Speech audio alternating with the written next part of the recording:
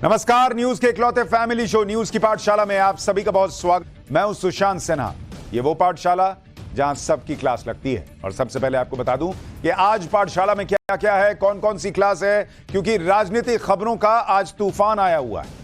अमेठी से भागे राहुल, क्या रायबरेली में भी हारेंगे?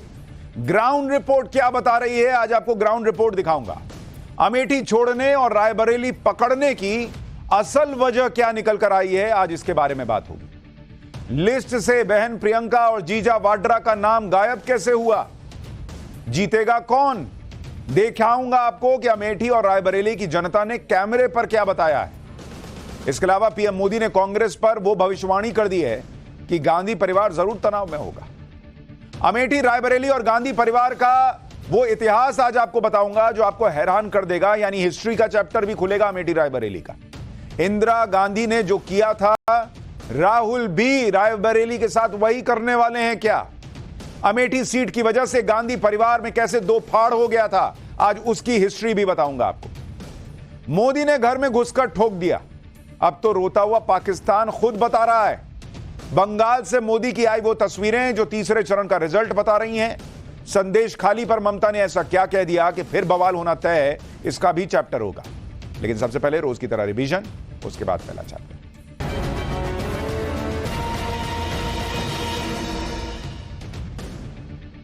यूपी की गाजीपुर सीट से मौजूदा सांसद और माफिया मुख्तार अंसारी के बड़े भाई अफजाल अंसारी को इलाहाबाद हाईकोर्ट से बड़ा झटका लगा है।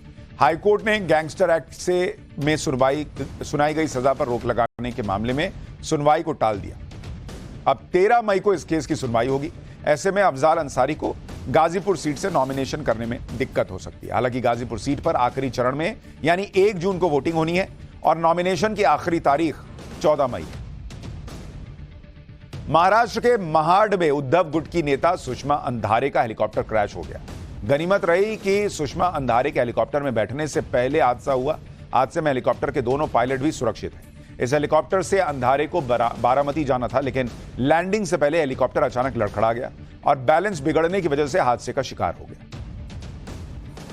गुजरात के राजकोट में 45 शाही परिवारों ने पीएम मोदी का समर्थन किया है। बैठक में एक प्रस्ताव पारित हुआ और राष्ट्रीय हित और सनातन धर्म की रक्षा के लिए नरेंद्र मोदी को तीसरी बार प्रधानमंत्री बनने का समर्थन किया गया। इससे पहले क्षत्रिय समुदाय के विरोध प्रदर्शन के बीच पीएम मोदी ने जामनगर में शाही परिवार के वंशजों से मुलाकात की। कथित सेक्स स्कैंडल केस में फंसे जेडीएस सांसद प्रज्वल रेवन्ना की मुश्किलें बढ़ती जा रही हैं।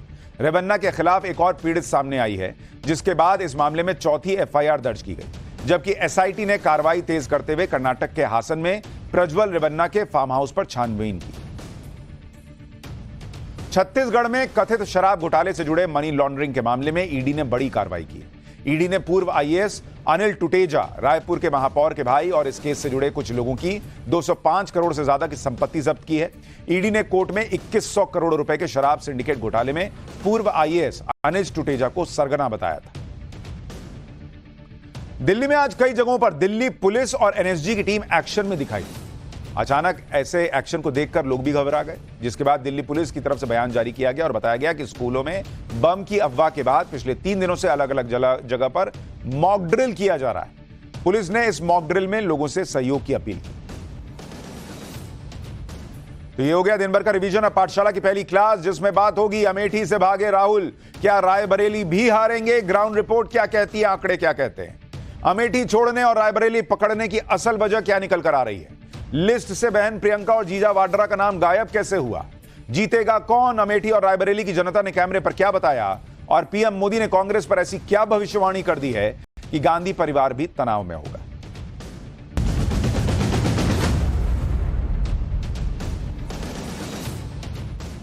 प्रधानमंत्री नरेंद्र मोदी लगातार यह कह रहे हैं कि चुनाव के पहले 2 चरण में इंडी गठबंधन का सफाया हो चुका है, लेकिन तीसरे चरण से पहले ही कांग्रेस ने मानो पीएम मोदी की बातों को सच साबित करते हुए फुल सरेंडर ही कर दिया। भाई, जिस अमेठी रायबरेली की पहचान ही गांधी परिवार के गढ़ के तौर पर रही है, वहां कांग्रेस पहले तो लास्ट मिनट तक कैंडिडेट तय नहीं कर पा रहा था, और जब उम्मीदवारों की लिस्ट आई तो ऐसा सियासी ब्लंडर किया कि हर तरफ छीछा लेदर हो रही है इनकी। रायबरेली से राहुल गांधी को कैंडिडेट बना दिया गया, और जिस अमेठी से राहुल गांधी पिछली बार हारे थे, वहां से किशोरी लाल शर्मा को टिकट दे दिया गया। यानी जिस अमेठी में कल देर रात तक राहुल गांधी के पोस्टर लग रहे थे, मैंने आपको पाठशाला में दिखाया था, वहां राहुल चुनाव लड़ने गए ही नहीं। वो तो अमेठी से कट लिए और स्मृति ईरानी से उनकी जबरदस्त टक्कर की मनोहर कहानियां सुनाने वाला पूरा इकोसिस्टम तक हैरान रह गया। उधर बीजेपी ने तुरंत इस मुद्दे को पकड़ लिया और माहौल बना दिया बीजेपी कि भाई राहुल गांधी वायनाड से भी हार रहे, इसलिए एक और सीट से चुनाव लड़ रहे। राहुल गांधी हार के डर से अमेठी से दूर भाग गए और रायबरेली को चुना है, यह बीजेपी बार बार कहने लगी। यानी कहां राहुल गांधी और कांग्रेस अपने लिए नया माहौल बनाने के लिए निकले थे, लेकिन कहां माहौल उनके ही खिलाफ बनता चला गया। दनादन खटाखट बीजेपी के नेताओं के बयानों के तीर निकलने लगे और बीजेपी ने यह नैरेटिव सेट कर दिया कि चुनाव के बीच ही कांग्रेस ने सरेंडर कर दिया है। कांग्रेस को अपनी पारंपरिक सीट पर भी जीत का भरोसा नहीं है। जैसे पीएम मोदी ने कहा कि राहुल गांधी वायनाड से हार रहे हैं, इसलिए दूसरी सीट खोज रहे हैं।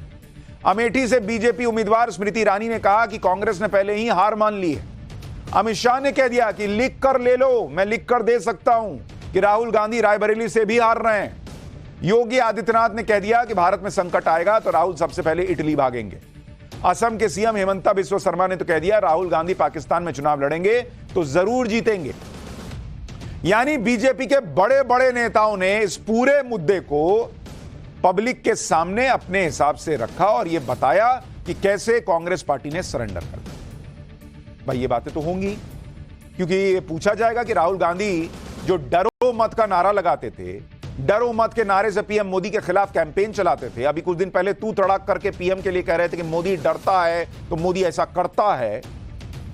सारी दुनिया को डरपोक बताने वाले राहुल गांधी से सोशल मीडिया तक पर लोग पूछ रहे हैं कि डरो मत कहने वाले राहुल गांधी खुद डर के क्यों भाग गए? वो अमेठी छोड़कर रायबरेली से चुनाव लड़ने क्यों चले गए? इसी बात पर आज पीएम मोदी ने राहुल गांधी की भी क्लास लगा दी। पीएम ने क्या कहा एक बार सुनिए, फिर बताऊंगा कि बीजेपी क्यों कॉन्फिडेंट है कि अमेठी की तरह राहुल को रायबरेली में भी वो हरा देंगे। मैंने पहले ही बता दिया था कि शाहजादे वायनाड में हारने वाले हैं और हार के डर से जैसे ही वायनाड में मतदान समाप्त होगा वो दूसरी सीट खोजने लग जाएंगे। और अब दूसरी सीट पर भी उनके सारे चेले चपाटे कह रहे थे अमेठी आएंगे, अमेठी आएंगे, लेकिन अमेठी से भी इतना डर गए, इतने डर गए, वहां से भागकर अब रायबरेली में खोज रहे हैं रास्ता। ये लोग घूम घूम कर सबको कहते हैं डरो मत। मैं भी आज उन्हें कहता हूं और बड़े जी भर के कहता हूं, अरे डरो मत, भागो मत। राहुल गांधी शायद ये सोचकर अमेठी की जगह पर रायबरेली से लड़ रहे हैं कि रायबरेली अमेठी के मुकाबले ज्यादा सेफ सीट है। लेकिन सेफ सीट तो एक वक्त अमेठी भी थी, लेकिन राहुल गांधी ने वो सेफ सीट भी स्मृति ईरानी के हाथों गंवा दी। क्या रायबरेली में भी ऐसा हो सकता है? यह बड़ा सवाल है, क्योंकि आप देखिए कि अमेठी में जिस तरह से जीत का अंतर कम होते होते कांग्रेस ने वो सीट गंवाई थी, वैसा ही हाल रायबरेली में कांग्रेस की जीत का अंतर कम होते होते बनने लगा है। अमेठी रायबरेली की ग्राउंड रिपोर्ट दिखाऊं उससे पहले आंकड़े क्या कहते हैं आपको वो दिखाता हूं। जरा देखिए कि क्या स्थिति रही है इन दोनों सीटों पर। जैसे जीत हार का मार्जिन देखिए, इसके बारे में आपको बताता हूं। और सबसे पहले आपको अमेठी के बारे में बताता हूं। अमेठी में क्या हुआ था। अमेठी में 2009 जीत हार का मार्जिन कितना था? 3,70,000 वोट। जीता कौन? राहुल गांधी जीते, राहुल जीते, ठीक है। इसी तरह 2014 इस वक्त 3,70,000 का मार्जिन घटकर 1,70,000 रह गया। 1.7 लाख, 1,07,000 माफ कीजिएगा। लेकिन फिर भी राहुल गांधी जीते, बहुत भयंकर डेंट लगा, लेकिन राहुल गांधी अमेठी जीत गए। लेकिन ये संकेत मिलने लगे थे कि भैया 3,70,000 1,07,000 रह गया, 1.07। और इसीलिए 2019 में देखिए क्या हुआ, 55,000 का जीत का मार्जिन रहा 55 के, और राहुल जो है, राहुल यहां पर हार गए। यानी धीरे धीरे पहले मार्जिन घटा और उसके बाद राहुल गांधी निपट गए अमेठी के अंदर। अब जरा देखिए कि रायबरेली में क्या हुआ है। रायबरेली की स्थिति आपको बताता हूं। रायबरेली में जीत हार का मार्जिन 2009 के लिए देखिए कितना रहा, 3,72,000 का जीत और हार का मार्जिन रहा। जीता कौन? सोनिया जीती। सोनिया लड़ रही थी सोनिया गांधी, तो सोनिया गांधी जीती। इसके बाद 2014 में देखिए क्या हुआ। 2014 में ये 3,72,000 घट के 3,52,000 हो गया, लेकिन जीता कौन? फिर से सोनिया गांधी जीती। 2019 में यही जीत का मार्जिन घटकर 1,67,000 हो गया, यानी 3,52,000 से 1,67,000 हो गया, लेकिन विजेता फिर सोनिया गांधी ही रही। लेकिन जो सेम पैटर्न अमेठी में है कि धीरे धीरे धीरे घटते घटते ये लोग हार गए, वही सेम पैटर्न रायबरेली में दिख रहा है कि वोट जो है 3,72,000 से घटते घटते जीत का मार्जिन 1,67,000 पे आ चुका है बॉस। यानी अगर राहुल गांधी अमेठी में 1 लाख के अंतर को 2019 में बचाकर नहीं रख पाए और 55,000 वोट से स्मृति ईरानी से हार गए, तो फिर क्या रायबरेली में भी वही हो सकता है? क्योंकि वहां पर जीत और हार का अंतर अब 1.5 लाख के आसपास है। शायद इसीलिए अब बीजेपी यह कह रही है कि जिस रायबरेली को राहुल गांधी सेफ सीट मान रहे हैं, वो उतनी सेफ भी उनके लिए है नहीं। बीजेपी तो रायबरेली सीट पर इतने आत्मविश्वास में है कि अमित शाह ने कह दिया कि लिख कर देता हूं, राहुल गांधी रायबरेली से भी हार जाएंगे। सुनिए अमित शाह को। ये राहुल बाबा नाम के यान को सोनिया जी 20 बार लॉन्च कर चुकी है, मगर लॉन्चिंग इनकी सफल नहीं हुई है। और आज 21वीं बार फिर से अमेठी से भागकर रायबरेली में पर्चा डाला। अरे राहुल बाबा, मैं यहां से रायबरेली का परिणाम बता देता हूं। भारतीय जनता पार्टी के प्रत्याशी दिनेश प्रताप सिंह के सामने आप रायबरेली से प्रचंड बहुमत से हारने जा रहे हैं। मेरी बात लिख। यानी अमित शाह ताल ठोक कर कह रहे हैं कि लिख लो, राहुल गांधी और रायबरेली हारेंगे।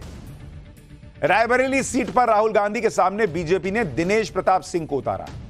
दिनेश प्रताप सिंह स्मृति ईरानी जैसा उनका उतना पॉपुलर नाम तो नहीं है, लेकिन वो स्थानीय नेता है और दमदार तरीके से रायबरेली की राजनीति करते रहे। 2019 के चुनाव में दिनेश प्रताप सिंह ने सोनिया गांधी को कड़ी टक्कर दी थी और सोनिया गांधी की जीत का अंतर बहुत कम कर दिया। आज राहुल गांधी ने रायबरेली सीट से नामांकन किया तो दिनेश प्रताप सिंह ने भी अपना नामांकन दाखिल किया। नामांकन के बाद दिनेश प्रताप सिंह ने कहा कि रायबरेली इन नकली गांधियों का इंतजार कर रही थी, अब अच्छे से सबक सिखाएगी। सुनिए राहुल के सामने बीजेपी के कैंडिडेट दिनेश प्रताप सिंह का बयान। फिर बताऊंगा कि राहुल गांधी के अमेठी से न लड़ने के फैसले का कांग्रेस किस तरह से बचाव कर रही है, अमेठी में हार के डर पर कैसे कैसे बहाने बना रही है। सुनिएगा तो माथा पीट लीजिएगा कि कैसे लोग हैं बॉस। 10 सालों में न सोनिया गांधी रायबरेली वासियों को मिली, न प्रियंका गांधी मिली और ना ही किशोरी लाल शर्मा मिले। तो मैं कह सकता हूं कि रायबरेली के लोग बड़ी बेसब्री से इन नकली गांधियों का इंतजार कर रहे थे। ये आ गए हैं, अब रायबरेली इनको अच्छे से सबक सिखाएगी। 10 साल का तकलीफ, 10 साल का दर्द, 10 साल की उपेक्षा, ब्याज सहित इन नकली गांधियों से रायबरेली के लोग वसूल करेंगे। लोग राहुल गांधी के अमेठी से न लड़ने के फैसले पर हैरान हो रहे हैं। उनके अपने लोग इस फैसले से खुश नहीं। उनके अपने लोगों को लग रहा है कि इससे मैसेजिंग सही नहीं गई। कैसे जाएगी बॉस? आप अपने गढ़ में लड़ नहीं पा रहे, लास्ट मिनट तक कैंडिडेट उतार नहीं पा रहे और आप अमेठी छोड़ के रायबरेली चले गए। अमेठी में प्रियंका वाड्रा, जीजा वाड्रा, इनका किसी का नाम नहीं है। क्या मैसेज है ये? मैसेज यही जा रहा है कि राहुल गांधी हार के डर से अमेठी से नहीं लड़े और रायबरेली की सेफ सीट पर चले गए। हर कोई इसी की बात कर रहा है, लेकिन कांग्रेस तो अलग ही दुनिया में है। कांग्रेस जो बातें कर रही है उसे सुनकर किसी को भी हंसी आ जाएगी। जैसे कांग्रेस के नेता जयराम रमेश ने कहा कि ये तो मास्टर स्ट्रोक है। बॉस, ये मास्टर स्ट्रोक है। राहुल गांधी राजनीति और शतरंज के मंझे हुए खिलाड़ी हैं और सोच समझकर दांव चलते हैं। इस निर्णय से बीजेपी, उनके समर्थक और चापलूस धराशायी हो गए। बेचारे स्वयंभू चाणक्य जो परंपरागत सीट की बात करते थे, उनको समझ ही नहीं आ रहा कि अब क्या करें। रही बात गांधी परिवार के गढ़ की, तो अमेठी रायबरेली ही नहीं, उत्तर से दक्षिण तक पूरा देश गांधी परिवार का गढ़ है। जयराम रमेश ने प्रियंका वाड्रा के चुनाव लड़ने पर भी सफाई दी और उनके लिए प्लान बी तैयार रहने के संकेत दिए। जयराम रमेश ने कहा कि प्रियंका वाड्रा धुआंधार प्रचार कर रही हैं, इसलिए जरूरी था कि उन्हें सिर्फ अपने चुनाव क्षेत्र तक सीमित न रखा जाए। तो राहुल गांधी 2 जगह से लड़ रहे हैं तो वो देश में प्रचार नहीं कर पा रहे हैं। प्रियंका वाड्रा एक जगह से लड़ लेती तो देश में प्रचार बंद हो जाता उनका। सोचिए क्या लॉजिक दे रहे हैं। प्रियंका जी तो कोई भी उपचुनाव लड़कर सदन पहुंच जाएंगे, राहुल गांधी नहीं पहुंच पाएंगे क्या? आज स्मृति ईरानी की सिर्फ यही पहचान है कि वो राहुल गांधी के खिलाफ अमेठी से चुनाव लड़ती है। अब स्मृति ईरानी से वो शोहरत भी छिन गई। मतलब आप स्मृति ईरानी से शोहरत छीनने के लिए राहुल गांधी को अमेठी से नहीं लड़ाए कि स्मृति ईरानी हो जाएंगी। अरे वो कैबिनेट मिनिस्टर हैं बॉस, वो फिर जीतेंगी तो फिर संसद में पहुंचेंगी। ये और अमेठी की पब्लिक को ये बोलिएगा कि हमको स्मृति ईरानी को नीचा दिखाना था इसलिए हमने राहुल गांधी को अमेठी से नहीं लड़ाया। आगे सुनिए, लिख रहे हैं कि शतरंज की कुछ चालें बाकी हैं, थोड़ा इंतजार कीजिए। अरे बॉस, ऐसा शतरंज फाड़ के फेंक दीजिए। ऐसा शतरंज कौन खेलता है बॉस? इनके खुद के लोग ट्विटर पर जो है इनको भर भर के सुना रहे हैं कि क्या ही लॉजिक है। अमेठी छोड़कर रायबरेली से राहुल के चुनाव लड़ने को लेकर कांग्रेस में घनघोर कंफ्यूजन दिखाई दिया। पहले कांग्रेस नेता कहते थे कि अमेठी में राहुल के पक्ष में भयंकर माहौल है, राहुल आसानी से स्मृति ईरानी को हरा देंगे। फिर अचानक पता चलता है कि राहुल गांधी अमेठी नहीं रायबरेली से लड़ रहे हैं। इसके बाद बीजेपी ने राहुल पर अमेठी से भागने का आरोप लगा दिया। इस पूरे घटनाक्रम पर अमेठी की जनता क्या कह रही है, जरा वो भी देखिए। बिल्कुल वो डर के भाग गए हैं और उनको लग रहा था कहीं ना कहीं हार जो है पिछली बार से कई गुना ज़्यादा हो सकती थी। इसी वजह से वो इतना देर फैसला लेने में लगाए। मैदान तो छोड़ ही दिया राहुल गांधी ने, और राहुल गांधी नहीं है, रणछोड़ गांधी हो गए वो। और रणछोड़ गांधी हो गए, इसके बाद वायनाड भी वो छोड़ेंगे। और हो सकता है कि रायबरेली ये चॉइस ही ना दे कि वायनाड उनको छोड़ना पड़े। राहुल गांधी भागे नहीं हैं, राहुल गांधी अपना दूध भेजे हैं। अमेठी की जनता चुनाव लड़ रही है, वो दूध ही काफ़ी है। और स्मृति ईरानी एक महिला क्या कि राहुल गांधी लड़े, कोई वजूद नहीं है उनका। भैया ऐसा है कि हाँ, ये हो सकता है कि राहुल गांधी 2 लाख वोट से जीते तो किशोरी लाल 1.5 लाख वोटों से जीतेंगे, लेकिन किशोरी लाल जीतेंगे। कि राहुल गांधी जी कहते हैं कि अमेठी हमारा परिवार है, और अपने परिवार को ही नहीं मैनेज कर पाए। वो लगातार 20 दिन से 15 दिन से इसी में लगे रहे कि इनको हम लड़ेंगे, प्रियंका लड़ेंगी, ये चलता रहा। तो हम कह रहे हैं कि जब अगर अपने परिवार को नहीं समझा पाए तो वो देश को क्या समझाएंगे। कुछ लोगों को अभी भी लग रहा है कि भाई किशोरी लाल जी जीत सकते, लेकिन ज्यादातर लोगों को यह लगता है कि राहुल गांधी रण छोड़कर भाग गए। अच्छा, एक बार के लिए लोगों को लगा था कि राहुल नहीं तो प्रियंका वाड्रा या जीजा वाड्रा शायद कैंडिडेट होंगे, लेकिन लास्ट मिनट पर गांधी परिवार के पुराने सहयोगी किशोरी लाल शर्मा को अमेठी से खड़ा कर दिया गया। और किशोरी लाल शर्मा का हाल यह है कि उन्हें जब पत्रकारों ने खबर बताई कि आपको अमेठी से टिकट दिया गया तो वो मानने को तैयार नहीं थे, जबकि कुछ उस समय तक सब कुछ क्लियर हो चुका था। मतलब इनको पता ही नहीं कि इनको टिकट मिला है। किशोरी लाल शर्मा बार बार यही कहते रहे कि उन्हें अभी तक जानकारी नहीं। सुनिए, एक बार फिर बताऊंगा कि क्या गांधी परिवार ने अभी से किशोरी लाल शर्मा को अकेला छोड़ दिया है। मेरे को आएगा, मैं बताऊंगा। प्लीज रिक्वेस्ट है, प्लीज मेरे को आएगा सर। ये देखिए सर, ये देखिए सर, नाम आ गया। ये देखिए सर, अरे सर ऑफिशियल आ गया। काफी चल रहा सर, आ गया, फेक नहीं है। नहीं, मैं बात करूंगा जिनसे करनी है तभी तो मैं करूंगा। अभी ये हाल है कांग्रेस पार्टी का कि कैंडिडेट को ही नहीं पता है कि वो कैंडिडेट बन गया है। अमेठी से किशोरी लाल शर्मा के नाम का ऐलान होने के बाद कांग्रेस ने कहा कि अमेठी में केएल शर्मा को पूरी ताकत से चुनाव लड़ाया जाएगा। लेकिन जरा ताकत देखिए, ये तस्वीरें देखिए। जब केएल शर्मा बेचारे अपना नामांकन दाखिल करने गए, उस समय केएल शर्मा के साथ गांधी परिवार का कोई सदस्य नहीं, कांग्रेस का कोई बड़ा नेता नहीं। अपने प्रस्तावकों और स्थानीय नेताओं और कार्यकर्ताओं के साथ केएल शर्मा नामांकन दाखिल करने पहुंचे, जिसके बाद सवाल खड़े हो रहे हैं कि क्या गांधी परिवार ने अभी से केएल शर्मा को अकेला छोड़ दिया? कौन है भाई उनके साथ? एक आदमी तो खड़ा कर देते। सब चले गए राहुल गांधी का नॉमिनेशन फाइल कराने। अमेठी से राहुल गांधी के ना लड़ने और किशोरी लाल शर्मा को टिकट देकर अमेठी में स्मृति ईरानी के सामने भेज देने को लेकर स्मृति ईरानी ने भी कहा कि ये तो ऐसा ही है जैसे चुनाव से पहले कांग्रेस ने हार मानी। स्मृति ईरानी को सुनिए एक बार, फिर आपको बताऊंगा कि किशोरी लाल शर्मा हैं कौन जिनको टिकट मिला, और अमेठी में स्मृति ईरानी को हराने का जो काम राहुल गांधी नहीं कर पाए, क्या वो काम किशोरी लाल शर्मा कर पाएंगे? लेकिन पहले स्मृति ईरानी को सुनिए। जनता भी ये जानती है रायबरेली की कि जिन्हें अमेठी ने अस्वीकार कर दिया, जो अमेठी छोड़कर वायनाड चले गए, वो रायबरेली के पूर्णता कभी नहीं हो पाएंगे। प्रश्न ये उठता है कि उन्होंने वायनाड में कहा कि वायनाड ही उनका परिवार है, तो आज रायबरेली में क्या कहेंगे कि अमेठी से गांधी परिवार का ना लड़ना इस बात का संकेत है कि कांग्रेस पार्टी चुनाव में एक वोट पड़ने से पहले ही अमेठी से अपना हार स्वीकार कर चुकी है, क्योंकि अगर उन्हें लगता कि यहां जीत की कोई भी गुंजाइश है तो वो यहां से लड़ते। यानी स्मृति ईरानी फुल कॉन्फिडेंस में, लेकिन स्मृति ईरानी से मिली एक हार ने गांधी परिवार का कॉन्फिडेंस इतना हिला दिया कि अमेठी में गांधी परिवार उतरने से हिचक रहा है। प्रियंका वाड्रा जरूर आज अमेठी पहुंची और केएल शर्मा के बारे में कहा कि वो अनजान नेता नहीं है, वो पुराने नेता हैं, अमेठी की गली गली को जानते हैं और वो 6 मई को अमेठी आकर केएल शर्मा के लिए प्रचार करेंगे। लेकिन सवाल यह है कि केएल शर्मा इतने पुराने नेता हैं तो भैया उनको पहले टिकट देना था ना। राहुल गांधी हार गए, फिर उनका मूड नहीं हुआ या वो डर गए कि नहीं जाऊंगा अमेठी, तब जाकर उनको टिकट दिया है। सुनिए प्रियंका वाड्रा को, फिर बताऊंगा कि ये केएल शर्मा है कौन। हम अमेठी में एक बार फिर सच्चाई की राजनीति और सेवा की राजनीति वापस लाना चाहते हैं। मैं आज 3 तारीख है 6 तारीख को मैं वापस रायबरेली आऊंगी।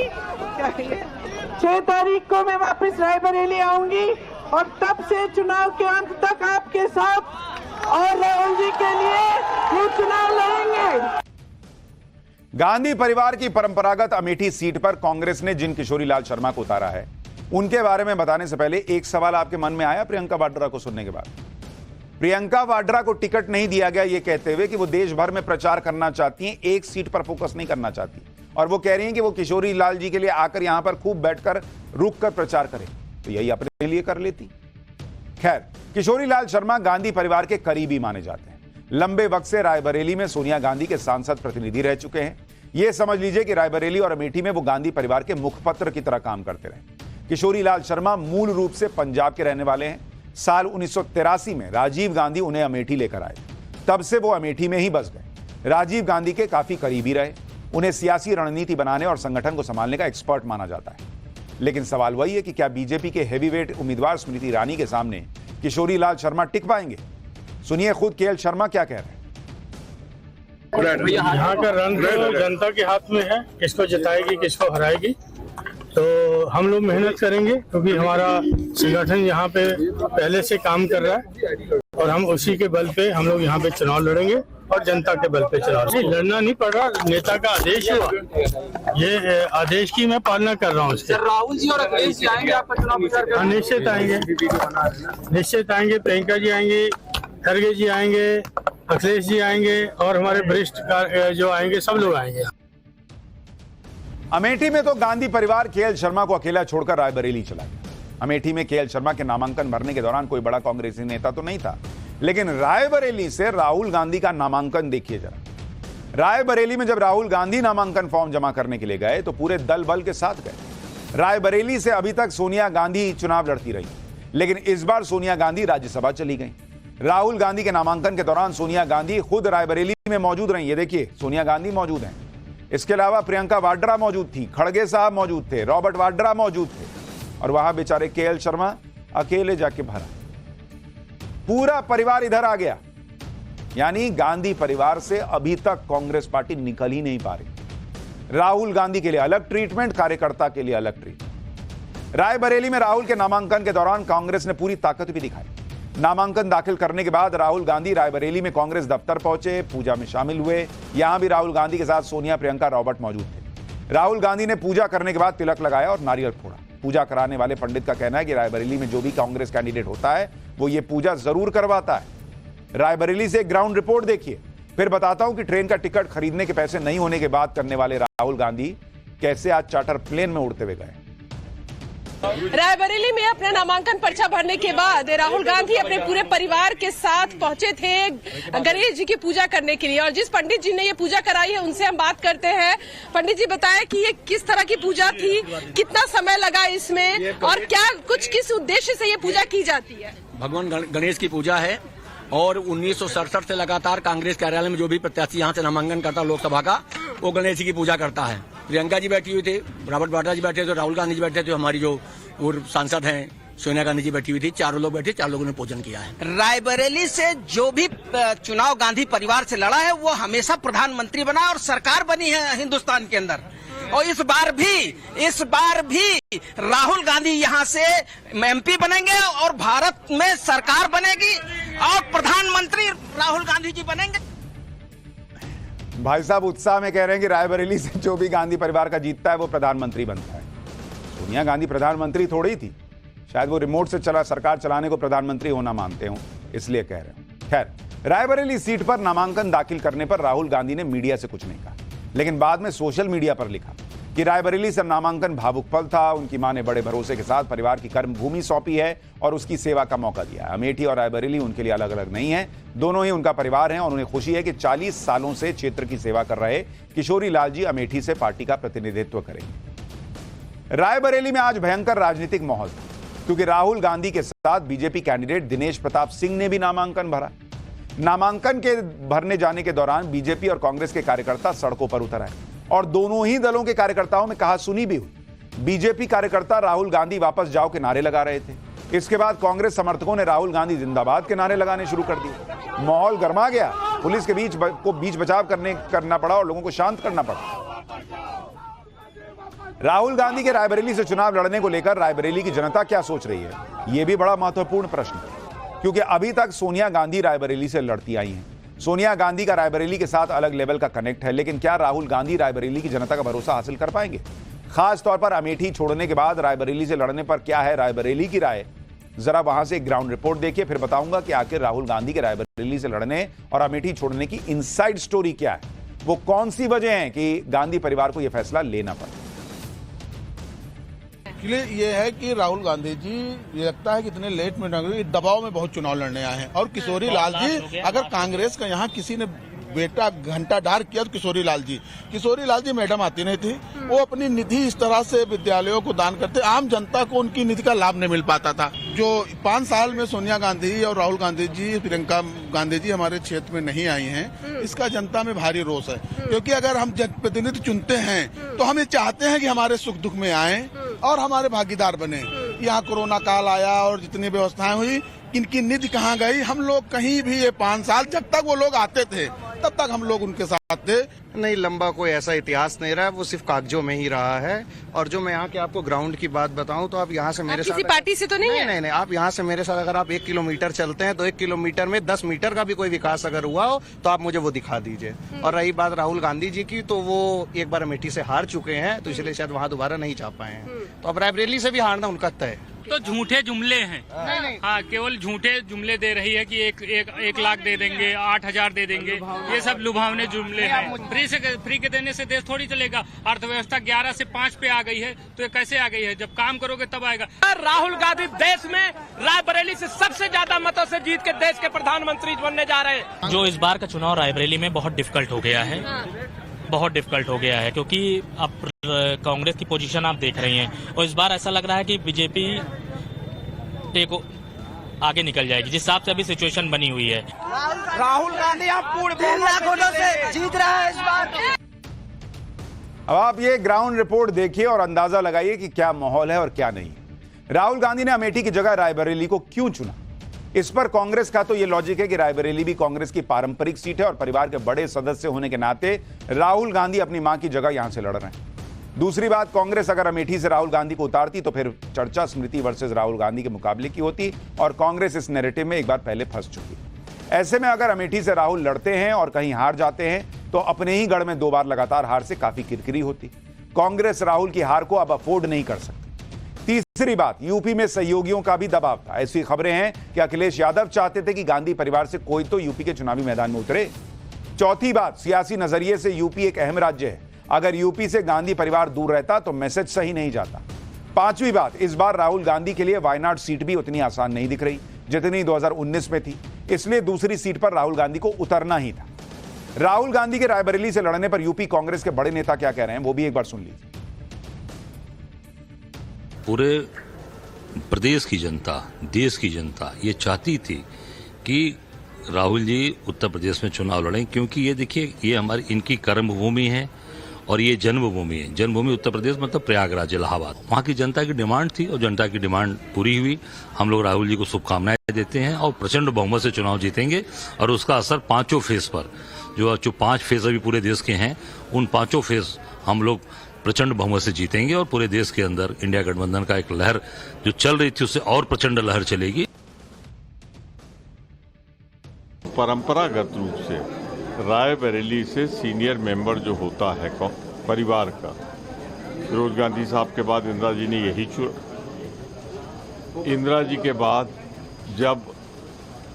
जब सोनिया जी आई तो अमेठी में राजीव जी की सीट पे आई, लेकिन जब राष्ट्रीय अध्यक्ष बनी तो वो आ गई रायबरेली और राहुल जी ने शुरू किया अमेठी से। अब इस समय हमारे सर्वोच्च नेता अगर कांग्रेस में कोई है तो राहुल गांधी है, तो वो अपने अमेठी से यहाँ आ गए।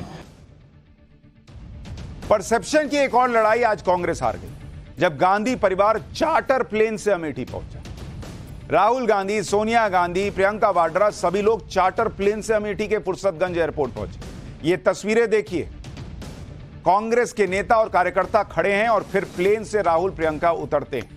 अमेठी के फुर्सतगंज एयरपोर्ट पर खड़े ये 3 प्लेन आपको जो अभी दिखेंगे, ये देखिए एक, और इसके अलावा 2 और प्लेन वहां पर दिखते हैं, ये देखिए दूसरा भी दिख रहा है, और इसके बाद ये तीसरा। इन चार्टर प्लेन्स में सवार होकर गांधी परिवार के लोग अमेठी पहुंचे। इसमें जो सबसे आखिर में नीले रंग का प्लेन खड़ा दिख रहा था उससे राहुल गांधी आए, जबकि याद करिए ये वही राहुल गांधी हैं जो 1.25 महीने पहले माहौल बना रहे थे कि कांग्रेस के पास चुनाव लड़ने के भी पैसे नहीं है, नरेंद्र मोदी ने इनकम टैक्स से यह काम करवा दिया है। इनकम टैक्स विभाग ने टैक्स रिटर्न बकाया होने की वजह से कांग्रेस के बैंक खाते फ्रीज कर दिए। उस समय राहुल गांधी ने कहा था कि कांग्रेस के पास इतने पैसे भी नहीं बचे हैं कि प्रचार के लिए ट्रेन का टिकट बुक कर सके, और वही राहुल गांधी 1.25 महीने में चार्टर प्लेन से घूम रहे हैं।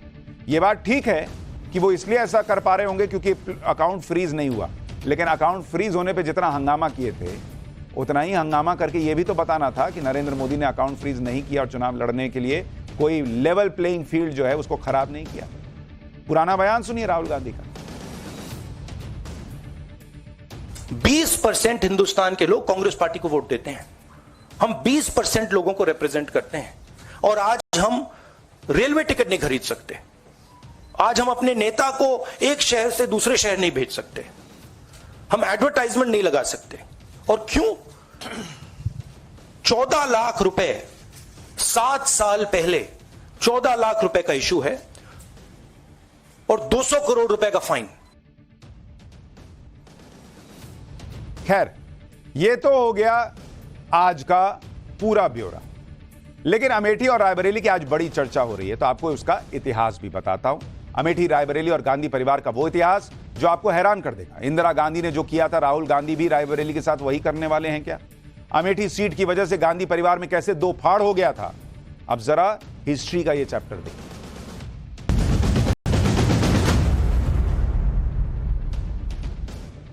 पूरे देश में इस बात की चर्चा है भाई कि अमेठी के में हार के डर से राहुल गांधी रायबरेली चले गए। अगर राहुल गांधी अमेठी से चुनाव लड़कर हार जाते तो इसकी कीमत पूरी कांग्रेस को सालों तक चुकानी पड़ती। वैसे तो राजनीति में हार जीत लगी रहती है, लेकिन कुछ हार ऐसी होती हैं जिसका डर सालों तक मन में बैठा रहता है। राहुल गांधी के लिए अमेठी शायद वही डर है, लेकिन राहुल गांधी के अमेठी छोड़ने की चर्चा इसलिए भी बहुत ज्यादा है क्योंकि अमेठी से गांधी परिवार का बहुत पुराना जुड़ाव है। अमेठी वो सीट है जिसे गांधी परिवार ने कभी नहीं छोड़ा था। संजय गांधी से लेकर राजीव गांधी और सोनिया गांधी को अमेठी ने ही संसद तक पहुंचाया और देश की बागडोर देने में बड़ी भूमिका निभाई। लेकिन राहुल गांधी ने एक हार के बाद अगली हार के डर से अमेठी से नाता तोड़ लिया। जिस अमेठी को कभी नहीं छोड़ा गांधी परिवार ने, राहुल गांधी ने उसे त्याग दिया। आपको जानकर हैरानी होगी कि संजय गांधी को अमेठी से एक बार हार का सामना करना पड़ा, लेकिन इसके बाद भी संजय गांधी ने अमेठी का साथ नहीं छोड़ा। वो दोबारा इस सीट से लड़े और मरते दम तक अमेठी से सांसद रहे। आज आपको अमेठी से गांधी परिवार के पुराने नाते का इतिहास बताता हूं। राहुल गांधी सुने कि हारने के बाद भागा नहीं जाता और सेवा की जाती है, कैसे उनके परिवार के लोग ऐसा कर चुके हैं। 1967 में अमेठी लोकसभा सीट बनी और 1977 तक इस पर कांग्रेस का कब्जा रहा। इसके बाद 1977 में यहां से संजय गांधी ने चुनाव लड़ा और वो चुनाव हार गए, लेकिन हार के बाद भी संजय गांधी अमेठी से जुड़े रहे और 1980 में फिर से चुनाव लड़ा और 1,28,000 के बड़े अंतर से जीते। चुनाव जीतने के कुछ समय बाद संजय गांधी की मौत हो गई और 1981 के उपचुनाव में राजीव गांधी को अमेठी से चुनाव लड़वाया गया। वो जीत गए। अमेठी से चुनाव लड़वाने के लिए इंदिरा गांधी ने राजीव गांधी से पायलट की नौकरी तक छुड़वा दी। इसके बाद 1991 तक राजीव गांधी अमेठी से ही लगातार सांसद रहे। राजीव गांधी की मौत के बाद करीब 8 साल बाद 1999 में सोनिया गांधी ने अमेठी सीट से चुनावी मैदान में उतरकर जीत दर्ज की, लेकिन 2004 में राहुल गांधी के लिए इस सीट को छोड़ दिया। इसके बाद राहुल गांधी 2004 से 2019 तक यहां से 3 बार सांसद रहे, लेकिन 2019 में उन्हें स्मृति ईरानी ने हरा किया दिया कि उन्होंने अमेठी को त्याग ही दिया। इस हार का डर राहुल गांधी के मन में इतना बैठ गया कि वो पिछले 5 साल में अमेठी से दोबारा चुनाव लड़ने की हिम्मत ही नहीं जुटा पाए। ऐसा नहीं है कि हार के डर से राहुल गांधी अकेले ऐसे नेता हैं जिन्होंने अपनी पुरानी सीट से नाता तोड़ दिया। इससे पहले इंदिरा गांधी भी ऐसा कर चुकी है। इंदिरा गांधी पहली बार 1967 में रायबरेली से लोकसभा सांसद चुनी गई। वो रायबरेली से 1967 से 1977 तक सांसद रहीं, लेकिन इमरजेंसी के बाद आए सियासी तूफान में रायबरेली से हार गईं। इंदिरा गांधी को इस हार की वजह से मन में गहरा सदमा लगा, गुस्सा था। इससे जुड़ा किस्सा आगे बताऊंगा कि क्या हुआ था, लेकिन पहले यह जानिए कि रायबरेली से हार के बाद इंदिरा गांधी 1978 के उपचुनाव में कर्नाटक के चिकमंगलुरु चली गई और वहां से जीतकर संसद पहुंची। इसके बाद 1980 के चुनाव में इंदिरा गांधी ने चिकमंगलुरु की सीट छोड़ दी और कभी दोबारा चिकमंगलुरु को पलट कर नहीं देखा। 1980 में वो रायबरेली और मेडक, जो आंध्र प्रदेश की सीट है, दोनों जगह से चुनाव जीत गए। ऐसा कहा जाता है कि रायबरेली से नाराजगी की वजह से उन्होंने रायबरेली को छोड़कर मेडक की सीट को चुना। 1984 में इंदिरा गांधी की मौत के बाद गांधी परिवार ने मेडक को पलट कर नहीं देखा। यानी गांधी परिवार छोड़ता है तो पलट कर नहीं देखता। और वही राहुल गांधी ने अमेठी के साथ कर दिया लग रहा है। 1980 में इंदिरा गांधी ने जो किया, क्या वही राहुल गांधी 2024 में फॉर्मूला अपना रहे हैं? क्योंकि राहुल गांधी वायनाड और रायबरेली दोनों जगह से लड़ रहे हैं। अगर दोनों जगह से जीते तो एक सीट तो छोड़नी होगी। अगर राहुल गांधी रायबरेली छोड़ते हैं तो वैसा ही होगा जैसे इंदिरा गांधी ने 1980 में रायबरेली को छोड़कर किया। लेकिन अगर वायनाड राहुल गांधी छोड़ते हैं तो उनका केरल का प्लान डिरेल हो सकता है, क्योंकि केरल में पिछली बार कांग्रेस को काफी सीटें आई। केरल में पिछली बार 20 में से कांग्रेस गठबंधन ने 19 सीटें जीती थी और केरल में विधानसभा चुनाव के लिए अच्छी तैयारी कर ली। 2021 में तो केरल में कांग्रेस विधानसभा में जीत नहीं पाई, लेकिन 2026 में कांग्रेस की नजर केरल पर है और वो सत्ता में आए। ऐसे में वायनाड छोड़ना राहुल गांधी के लिए आसान नहीं है। आगे यही हो सकता है कि अगर राहुल गांधी दोनों सीटों पर अगर जीत गए तो किसी एक सीट पर प्रियंका को उतारा जाए। आज इसके संकेत कांग्रेस नेता जयराम रमेश ने भी दिए कि प्रियंका वाड्रा उपचुनाव लड़कर संसद में आ सकती हैं। यानी संभव यह है कि राहुल गांधी वायनाड को पकड़ें और रायबरेली की सीट को छोड़ दें, क्योंकि उनको केरल के प्लान पर फोकस करना है। लेकिन अगर इतिहास देखें तो आपको जानकर हैरानी होगी कि 1977 में रायबरेली की हार से इंदिरा गांधी इतने गुस्से में थी कि चुनाव का रिजल्ट घोषित करने वाले अधिकारी से कई साल बाद इसका बदला लिया। 1980 में फिर से सत्ता में आने के बाद इंदिरा गांधी ने उस अधिकारी के इतने ट्रांसफर करवाए कि वो परेशान हो गया। 1977 के इस हैरान करने वाले किस्से को वरिष्ठ पत्रकार कुलदीप नैयर ने अपनी किताब beyond the lines an autobiography में लिखा है। दरअसल 1975 की इमरजेंसी के बाद 1977 के चुनाव में देश की सबसे बड़ी वीवीआईपी सीट रायबरेली में वोटों की गिनती चल रही। वोटों की काउंटिंग में इंदिरा गांधी लगातार पिछड़ रही थी। आखिरकार इंदिरा गांधी चुनाव हार गई। अब इसकी घोषणा काउंटिंग सेंटर के बाहर करनी थी, लेकिन इंदिरा गांधी का रसूख ऐसा था कि चुनाव अधिकारी विनोद मल्होत्रा के हाथ पैर फूले हुए थे। इंदिरा गांधी के निजी सचिव आर.के. धवन ने तीन बार फोन करके विनोद मल्होत्रा को नतीजों का ऐलान रोकने के लिए कहा, लेकिन लोगों की बढ़ती भीड़ के प्रेशर में उन्होंने नतीजों का ऐलान कर दिया। कुलदीप नैयर ने अपनी किताब लिखते हुए कहा कि इस हार के बाद वो चुनाव अधिकारी विनोद मल्होत्रा से मिलने गए। उन्होंने बताया था कि अगर चुनाव नतीजों की घोषणा करेंगे तो उन्हें इंदिरा गांधी के गुस्से का शिकार होना पड़ सकता है, क्योंकि इंदिरा उपचुनाव जीतकर वापस सत्ता में आ सकती थी। 1980 में ऐसा ही हुआ। इंदिरा गांधी चुनाव जीतकर फिर से प्रधानमंत्री बन गए। इसके बाद विनोद मल्होत्रा ने पत्रकार कुलदीप नैयर को बताया कि उनका इतनी बार ट्रांसफर हो चुका है कि वो नौकरी से बहुत परेशान हो गए। और क्या गलती थी भाई कि बाहर निकल के अनाउंस कर दिया कि इंदिरा गांधी हार गई, जो कि एक चुनाव अधिकारी की जिम्मेदारी थी। ये इतिहास है इन लोगों का, और ये दूसरे पे सवाल उठाते हैं कि कौन तानाशाह है और कौन क्या है। इंदिरा गांधी का रायबरेली की हार के सदमे से जुड़ा एक और किस्सा आपको बताता हूं। ऐसा कहा जाता है कि इंदिरा गांधी को इस हार का अंदाजा नहीं था। इसलिए हार के बाद उनका आत्मविश्वास हिल गया, जैसे आजकल राहुल गांधी का हिला हुआ। वरिष्ठ पत्रकार नीरजा चौधरी ने अपनी किताब हाउ प्राइम मिनिस्टर्स डिसाइड में इसके बारे में विस्तार से लिखा। 1977 की हार से सत्ता से बाहर होने के बाद इंदिरा गांधी दिल्ली में अपने आवास एक सफदरजंग रोड पर लोगों से सिटिंग रूम के बजाय गार्डन में मिलती थी। उन्हें लगता था कि मोरारजी देसाई सरकार उनकी बातचीत रिकॉर्ड कर सकती। वो हार से इतनी टूट गई थी कि उन्होंने राजनीति से संन्यास तक लेने का विचार कर लिया था।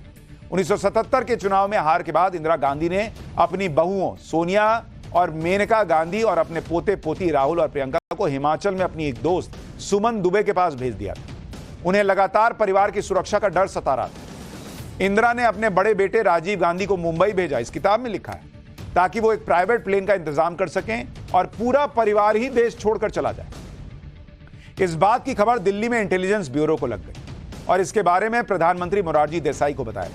इसके बाद मोरारजी देसाई और जयप्रकाश नारायण ने इंदिरा गांधी से मुलाकात की और उनको यह भरोसा दिलाया गया कि गांधी परिवार देश में पूरी तरह सुरक्षित है। अब आप समझिए कि हार का सदमा गांधी परिवार के लिए सहना कितना मुश्किल होता है। आपको जानकर हैरानी होगी कि अमेठी सीट की वजह से ही गांधी परिवार में दो फाड़ भी हो गया था। यह इतिहास आपको जानना चाहिए बॉस। दरअसल संजय गांधी की मौत के बाद उनकी पत्नी मेनका गांधी अमेठी सीट से चुनाव लड़ना चाहती, लेकिन इंदिरा गांधी ने राजीव गांधी को चुनाव लड़वाने का फैसला कर दिया। कांग्रेस ने यह माना जाता था कि संजय गांधी ही इंदिरा गांधी के राजनीतिक उत्तराधिकारी थे और 70 के दशक में मेनका गांधी संजय गांधी के साथ सक्रिय रूप से राजनीति कर रही थी। लेकिन 23 जून 1980 को विमान दुर्घटना में संजय गांधी की मौत हो गई और अमेठी की सीट पर 1981 में उपचुनाव की घोषणा हुई। उस समय मेनका गांधी ने इंदिरा गांधी से अमेठी से चुनाव लड़ने की इच्छा बताई, लेकिन इंदिरा गांधी ने नाराज होकर मना कर दिया। इसके बाद मेनका गांधी ने अमेठी चुनाव में दावेदारी दिखाने के लिए लखनऊ सम्मेलन में हिस्सा लिया। इस घटना से इंदिरा गांधी का गुस्सा इतना बढ़ गया कि उन्होंने मेनका गांधी को घर से निकाल दिया। इस समय वरुण गांधी मात्र 2 साल के थे। मेनका गांधी भी पीछे नहीं हटी और राजीव गांधी के खिलाफ चुनाव लड़ी और हार गई। इस तरह अमेठी सीट की वजह से गांधी परिवार बट गया। सोचिए, राहुल गांधी ने जिस अमेठी सीट को छोड़ा है वो ऐसी अमेठी सीट है जिसके लिए गांधी परिवार में 2 फाड़ हो गए और आज राहुल गांधी उस अमेठी को छोड़कर निकल ली। आप सोचिए कि जिस अमेठी सीट को गांधी परिवार ने अपने परिवार की बहू को नहीं दिया, उसे आज गांधी परिवार ने किसी दूसरे नेता को सौंप दिया, क्योंकि राहुल गांधी को वहां से नहीं लड़ना। चुनाव में सिर्फ अमेठी और रायबरेली की चर्चा नहीं हो रही, बल्कि पाकिस्तान की भी खूब चर्चा हो रही।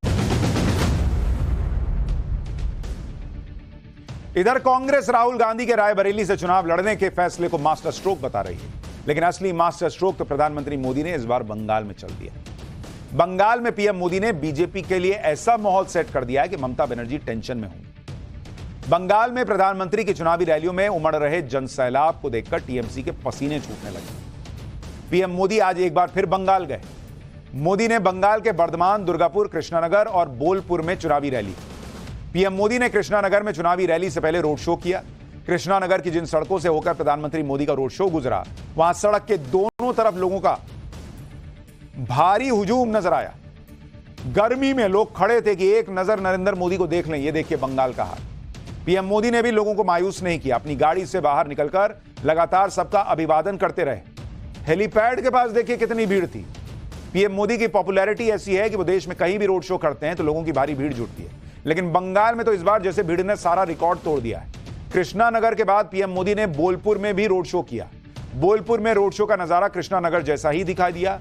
यहां भी पीएम को देखने के लिए भारी संख्या में लोगों की भीड़ दिखी। बंगाल की चुनावी रैली में पीएम मोदी ने मुस्लिम तुष्टीकरण के मुद्दे पर ममता सरकार और इंडी गठबंधन पर बड़ा हमला किया। पीएम मोदी ने कुछ दिनों पहले कांग्रेस के वरिष्ठ नेता सलमान खुर्शीद की भतीजी और समाजवादी पार्टी नेता मारिया आलम खान के वोट जिहाद वाले बयान को याद दिलाया और इंडी गठबंधन को घेरा। इंडी गठबंधन की सभी पार्टियों को एक ही थैले के चट्टे बट्टे बताया। पहले पीएम मोदी को सुनिए, फिर बताऊंगा कि बंगाल की चुनावी रैली में पीएम मोदी को किस बाबा का आशीर्वाद मिला। ये टीएमसी तुष्टीकरण में लगी हुई है। आप मुझे बताइए, क्या वोट बैंक इंसान से भी बड़ा हो सकता है क्या? पहली बार वो इतने हताश और निराश हो चुके हैं कि खुलेआम अब वोट जिहाद की सार्वजनिक माइक पर घोषणा कर रहे हैं। इसलिए वोट जिहाद की इस अपील पर कांग्रेस का शाही परिवार चुप है, यहां टीएमसी का परिवार चुप है, लेफ्ट का परिवार चुप है। यानी कांग्रेस हो, लेफ्ट हो, टीएमसी हो, ये इंडी अलायंस के जो भी चट्टे बट्टे हैं, सारे के सारे वोट जिहाद से सहमत है। बंगाल में प्रधानमंत्री मोदी की रैलियों में जिस तरह जनसैलाब उमड़ रहा है, उसे राज्य में 7 मई को तीसरे चरण के चुनाव वाली सीटों के लिए सीधा संदेश माना जा रहा है। जिन सीटों पर तीसरे चरण में वोटिंग होनी, उनमें मालदा उत्तर, मालदा दक्षिण, जंगीपुर और मुर्शिदाबाद की सीट शामिल है। हालांकि आज की चुनावी रैलियों के जरिए पीएम मोदी ने चौथे चरण के लिए भी बंगाल में माहौल बना दिया। बंगाल में जिस कृष्णानगर सीट पर पीएम के रोड शो में जनसैलाब उमड़ा, उस कृष्णानगर सीट की बात करें तो यहां चौथे चरण में 13 मई को वोटिंग होगी। इस बार बीजेपी ने राजमाता अमृता पॉल को कैंडिडेट बनाया, जिनका मुकाबला टीएमसी नेता महुआ मोइत्रा से। 2019 के चुनाव में महुआ मोइत्रा ने कृष्णानगर सीट पर जीत दर्ज की थी। हालांकि पिछले साल दिसंबर में कैश फॉर क्वेरी केस में उनकी संसद सदस्यता चली गई। पिछले चुनाव में महुआ मोइत्रा को करीब 6,15,000 वोट मिले, जबकि बीजेपी के कल्याण चौबे को करीब 5,52,000 वोट मिला। महुआ मोइत्रा ने 63,000 वोट के अंतर से जीत दर्ज की। जिस तरह बंगाल की चुनावी रैलियों में जनसैलाब दिख रहा है और पीएम मोदी वहां के लोगों से खुद को कनेक्ट कर रहे हैं, उससे बंगाल बीजेपी के टारगेट 30 को पार के लिए पूरा माहौल सेट दिख रहा है। असल में पीएम मोदी की सबसे बड़ी खूबी खुद को जनता से कनेक्ट करना ही है। बंगाल की रैलियों में भी पीएम मोदी का अलग ही जलवा दिख रहा है। बंगाल की आज की चुनावी रैली में पीएम मोदी ने मंच से देखा कि एक साधु बाबा काफी देर से अपने हाथ में एक माला को लेकर खड़े। पीएम ने कैमरामैन से साधु बाबा के हाथों से माला लेने के लिए कहा। इसके बाद उन्होंने साधु बाबा को भरोसा भी दिया कि माला मेरे पास पहुंच जाएगी। सुनिए एक बार उन्होंने क्या कहा। महात्मा जी, आप प्रसाद लेके आए हैं?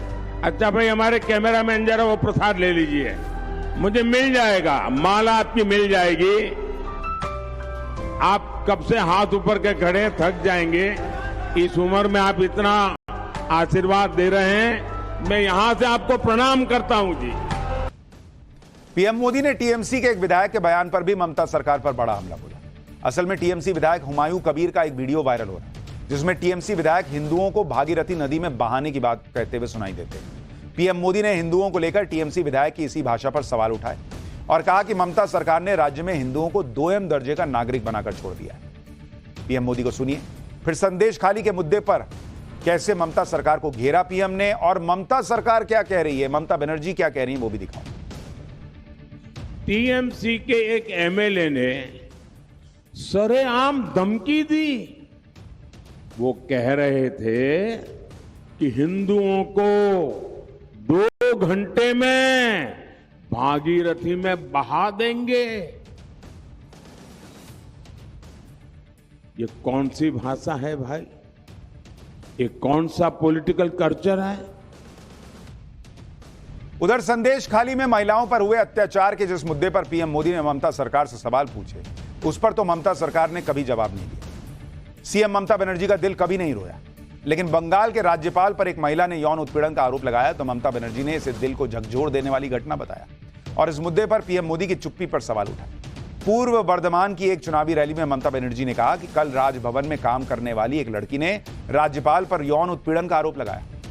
ममता बनर्जी ने आगे कहा कि उन्होंने वीडियो में पीड़ित लड़की का रोना देखा और उसके आंसू देखकर मैं दिल टूट गया हूं। ममता बनर्जी ने यह भी कहा कि ये वही लोग हैं जो संदेश खाली को लेकर ड्रामा कर रहे थे। मतलब दूसरा आदमी मुद्दा उठा रहा तो ड्रामा है, जबकि बंगाल सरकार ने संदेश खाली के मुद्दे पर जरूरी कदम उठाए। जरूरी कदम उठाते तो कोर्ट से इतनी लताड़ पड़ती। ममता बनर्जी ने यह भी कहा कि लड़की के आरोप सामने आने के बाद पीएम खुद कल राजभवन पहुंचे थे, लेकिन उन्होंने इस मुद्दे पर चुप्पी साधी। यानी चुनावी माहौल में क्या चल रहा है वो आपको बताया। एक छोटा सा ब्रेक के बाद जब लौटूंगा तो अमित शाह के फेक वीडियो केस में एक बड़ा अपडेट आ रहा है, उससे जुड़ी हुई खबर बताऊंगा।